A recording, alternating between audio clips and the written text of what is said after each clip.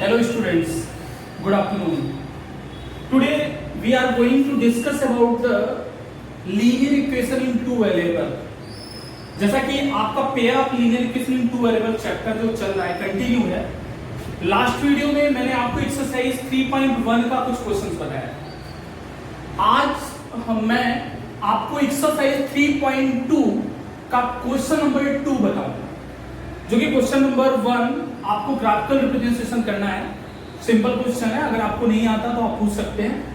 तो question number 2 जो कि क्वेश्चन नंबर 2 है हमारा, इस क्वेश्चन नंबर 2 के आर्टिकल को मींस इस क्वेश्चन को करने से पहले हम इसके आर्टिकल को बता चुके हैं पहले। तो अब ये जो क्वेश्चन नंबर 2 है, पहले ध्यान से सुनिए इस क्वेश्चन नंबर 2 का क्या मतलब है। क्वेश्चन नंबर 2 कहता है on comparing the ratios a1 upon a2, comparing the ratios a1 upon a2, 3.2 का क्वेश्चन नंबर 2 है ये, b1 upon b2 and c1 upon c2। Find out whether the lines, find out करना है whether the lines representing the following pairs of linear equations at a point are parallel are coincident. Okay, माने जो linear equation है, pair of linear equation, ये at a point है, are parallel are a coincident. तो आपको मैंने बताया था कि अगर दो लाइन इस इक्वेशन को रिप्रेजेंट कर, थोड़ा सा ब्रीफ में मैं आपको बता देता हूं इस इक्वेशन के बारे में। अगर दो लाइन है a1x plus b1y plus c1 equal to 0, एक लाइन का इक्वेशन ये है और दूसरी लाइन है a2x plus b2y plus c2 equal to 0। अब if the lines represented by the equation, अगर लाइंस रिप्रेजेंट होती हैं इस इक्वेशन के द्वारा, दो लाइंस हैं, पहली लाइन का इक्वेशन ये हो गया, दूसरी लाइन का इक्वेशन ये हो गया। तो पहली लाइन का इक्वेशन हुआ a1x plus b1y plus c1 equal to 0 and दूसरी लाइन का इक्वेशन हो गया a2x plus b2y plus c2 equal to 0। तो यहां पर a1 b1 c1 क्या है, that is the real numbers, a2 b2 c2 क्या है, that is the real numbers है। तो यहां पर x का कोएफिशिएंट a1 है, y का कोएफिशिएंट b1 है और c1 क्या है, कांस्टेंट है। यहां पर सेकंड इक्वेशन में x का कोएफिशिएंट a2 है, y का कोएफिशिएंट b2 है और c2 is the constant term. अब देखिए, अगर लाइंस, दो लाइंस इस इक्वेशन के द्वारा रिप्रेजेंट होती हैं, तो लाइंस अगर इंटरसेक्ट करेंगी, लाइंस क्या करेंगी, इंटरसेक्ट करती हैं, तो उसका कंडीशन होगा a1 upon a2 is not equal to b1 upon b2। अगर a1 अपॉन a2 की वैल्यू b1 अपॉन b2 के इक्वल नहीं है, तो लाइंस क्या करेंगी, इंटरसेक्टिंग लाइन होंगी। लाइन क्या करेंगी, इंटरसेक्ट करेंगी। या लाइन कैसी होंगी, इंटरसेक्टिंग लाइंस होंगी। ओके, और अगर a1 upon a2 equal to b1 upon b2 equal to c1 upon c2 है, तो लाइंस क्या होंगी, कोइंसिडेंट होंगी। क्या होंगी, कोइंसिडेंट। लाइन कैसे होगी, कोइंसिडेंट होगी। अगर a1 upon a2 equal to b1 upon b2 is not equal to c1 upon c2 है, अगर x के कोएफिशिएंट का रेशियो y के कोएफिशिएंट के रेशियो के इक्वल है बट कांस्टेंट टर्म के रेशियो के इक्वल नहीं है, तब ये लाइन क्या होगी, लाइन क्या होगी, पैरेलल होगी। क्या होगी, पैरेलल। ये तीन कंडीशन है, इसी कंडीशन में हमें फाइंड आउट करना है। तो ये आपका क्वेश्चन नंबर 2 है, on comparing the ratios a1 upon a2, b1 upon b2 and c1 upon c2, find out whether the lines representing the following pairs of linear equation at a point are parallel or coincident। तो देखिए यहाँ पर यह जो equation है sorry, इस equation को आप a1x plus b1y plus c1 equal to 0 और a2x plus b2y plus c2 equal to 0 से कंपेयर कर लीजिए। तो यहाँ पर देखो x का कोएफिशिएंट क्या है, 5 है, यहाँ पर y का कोएफिशिएंट क्या है, 4 है, यहाँ पर कांस्टेंट टर्म क्या है, 8 है। तो यहाँ पर लिख सकते हो comparing a1 equal to here a1 equal to कितना है, 5, a1x plus b1y plus c1 equal to 0 से कर दो। देखिए a1 equal to 5, b1 equal to -4 और c1 इक्वल टू है 8। क्लियर।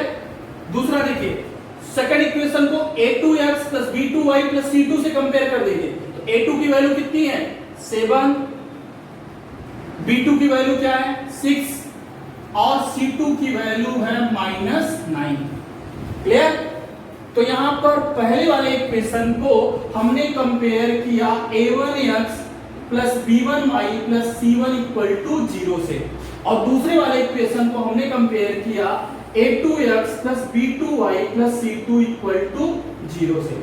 तो देखिए यहां पर x का कोफिशिएंट a1 है तो यहां पर x का कोफिशिएंट 5 है, a1 इक्वल टू 5 हो गया।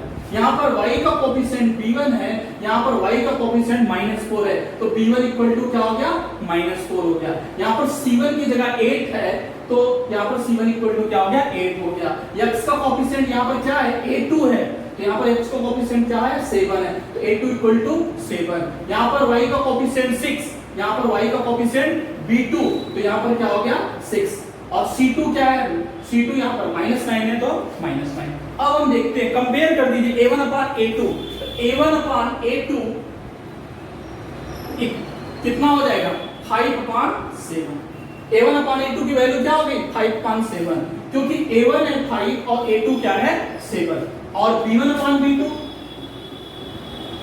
इक्वल टू है -4 अपान 6 -4 अपान 6। अगर हम 2 से डिवाइड करते हैं तो -2 2 2 जा 4 2 3 जा -2 अपान 3। अब हम यहां पर देखते हैं कंपेयर कर लीजिए क्या a1 अपान a2 की वैल्यू b1 अपान b2 के इक्वल है नहीं है। यहां पर a1 अपान a2 5 अपान 7 है, b1 अपान b2 -2 अपान 3 है तो देन यहां लिखेंगे हम a1 upon a2 is not equal to b1 upon b2। जब a1 अपान a2 की वैल्यू b1 अपान b2 के इक्वल नहीं है तो लाइंस कैसी होंगी, लाइंस क्या होंगी इंटरसेक्ट एट ए पॉइंट। क्या करेंगी इंटरसेक्टिंग लाइन होंगी। The lines are therefore lines are intersecting. Lines कैसी होंगी इंटरसेक्टिंग लाइन होगी माने लाइन वन पॉइंट पर इंटरसेक्ट करेंगी। ये क्वेश्चन नंबर 2 का फर्स्ट हो गया। ऐसे ही हम क्वेश्चन नंबर 2 भी कर लेंगे। देखिए क्वेश्चन नंबर 2 है, हम इसको ब्रीफ डिस्कशन कर दे रहे हैं। 9x plus 3y plus 12 equal to 0 है, 18x plus 6y plus 24 equal to 0 है। तो यहाँ पर a1 की वैल्यू कितनी है बेटा, a1 की वैल्यू है 9, b1 की वैल्यू कितनी है 3 और c1 कितना है 12। ऐसे ही a2 की वैल्यू कितनी है 18, b2 की वैल्यू क्या है 6 और c2 की वैल्यू क्या है 24। तो a1 upon a2, b1 upon b2, c1 upon c2 निकालें। यहां पर देखिए a1 क्या है 9 है, b1 a2 क्या है 18 है तो 9 अपान 18 क्या हो जाएगा 9 अपान 18 हो जाएगा 1 अपान 2। ऐसे ही b1 अपान b2 3 अपान 6 ये भी क्या हो जाएगा 1 अपान 2, 3 2 जा 6। ऐसे 12 अपान 24 क्या हो जाएगा 12 2 जा 21 अपान 2। तो तीनों इक्वल हो गए, a1 upon a2 equal to b1 upon b2 equal to c1 upon c2 हो गया। तो ये लाइन कैसी होगी कोइंसिडेंट होंगी। क्या होंगी कोइंसिडेंट होंगी। ओके तो ये आपकी एक्सरसाइज 3.2 की कुछ पहला सेकंड क्वेश्चन था। ऐसे ही और जो क्वेश्चन इसमें एक्सरसाइज 3.2 के हैं वो इसी तरह है। और अगर आपको कोई कंफ्यूजन होता है तो आप पूछ सकते हैं। इसमें केवल इसमें कंपेयर करना है। पहले आपको general form of pair of linear equation से क्या करना है कंपेयर कर देना है। जैसे a1x plus b1y plus c1 equal to 0 और a2x plus b2y plus c2 equal to 0 से। फिर उसके बाद a1 upon a2, b1 upon b2 और c1 अपान c2 का रेशियो निकाल लेंगे। अगर a1 upon a2, b1 upon b2 और c1 अपान c2 के इक्वल आता है, तीनों रेशियो इक्वल है तो कोइंसिडेंट होगा। अगर दोनों इक्वल नहीं है तो लाइंस इंटरसेक्ट करेंगी। और अगर a1 upon a2, b1 upon b2 के इक्वल है, c1 अपान c2 के इक्वल नहीं है तो लाइन क्या होगी पैरेलल होगी। ओके इज इट क्लियर सुना। और देखिए एक चीज और देखिए, अगर लाइन इंटरसेक्टिंग करेंगी तो देयर इज वन सॉल्यूशन, केवल वन सॉल्यूशन ऑब्टेन होगा। कितने सॉल्यूशन मिलेंगे वन सॉल्यूशन। और जो अदर जो क्वेश्चन है उसमें यही पूछा है कि सॉल्यूशन। तो अगर लाइन इंटरसेक्टिंग करेगी वन सॉल्यूशन, कोइंसिडेंट होगी तो मेनी सॉल्यूशन और पैरेलल होगी देयर इज नो सॉल्यूशन। तो कोई सॉल्यूशन ऑब्टेन नहीं होगा। Okay is it clear.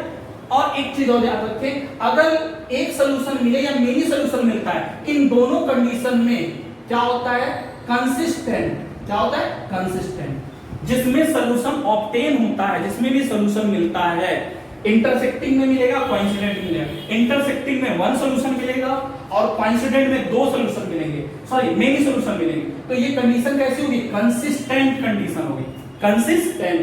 और अगर पहले लाइन है तो देयर इज नो सोल्यूशन, तो ये कंडीशन होगी इनकंसिस्टेंट, इनकंसिस्टेंट। ओके, तो ये आपका एक्सरसाइज 3.2 के कुछ क्वेश्चंस हुए और इसके लिए ब्रीफ डिस्कशन हुआ। अब आप क्वेश्चन सॉल्व करेंगे, जो आपको नहीं आएगा वो आप मुझसे पूछेंगे। Okay, bye, take care.